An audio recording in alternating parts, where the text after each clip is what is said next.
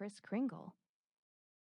Santa, I said, aren't you going to ask me what I want for Christmas?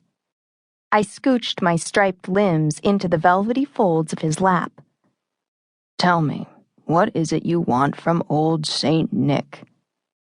Santa, I buried my face into his beard and whispered into his ear, all I want for Christmas is...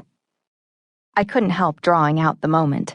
It was just too much fun and too surreal, even if my definition of surreal had all new meaning since September.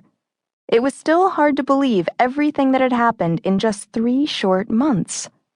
I really thought I was losing it when, shortly after the move from LA to Minnesota, I discovered that I was a stork, a member of an ancient flock of soul deliverers. Things only got more complicated when I met Jack. Turned out he had a pretty nifty talent of his own. As a modern-day descendant of Jack Frost, that Jack Frost, he had the ability to control the weather.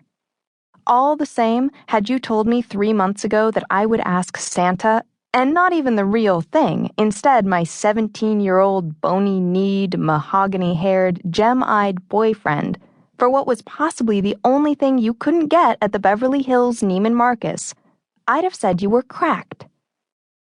A white Christmas, I said. And have you been good? Fake Santa asked. Mostly. He groaned. Because of his special ancestry, heat was Jack's kryptonite. The heavy costume was uncomfortable to him. My proximity made it worse. Not to mention, he wasn't really the PDA type, and there was a line of at least 20 can-donating do-gooders, all girls, waiting their turn. Thanks, Santa, I said, kissing him briefly on the cheek and springing from his lap. His face went candy apple red. It was, as always, our combustible combination that tested his abilities.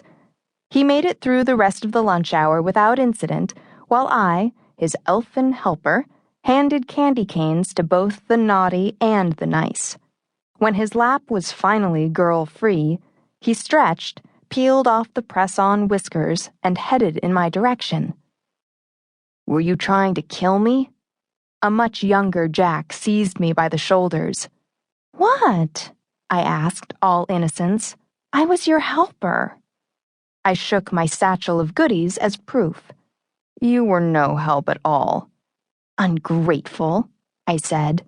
Unthinking. Unworthy, I countered. Unbelievable, he said, though his tone had softened considerably. Ahem. I looked up to see Penny standing behind us. I just wanted to thank you guys for all your help. We collected 10 boxes of food. That's great, I said. Are you two still going to help us load the van after school? Penny asked.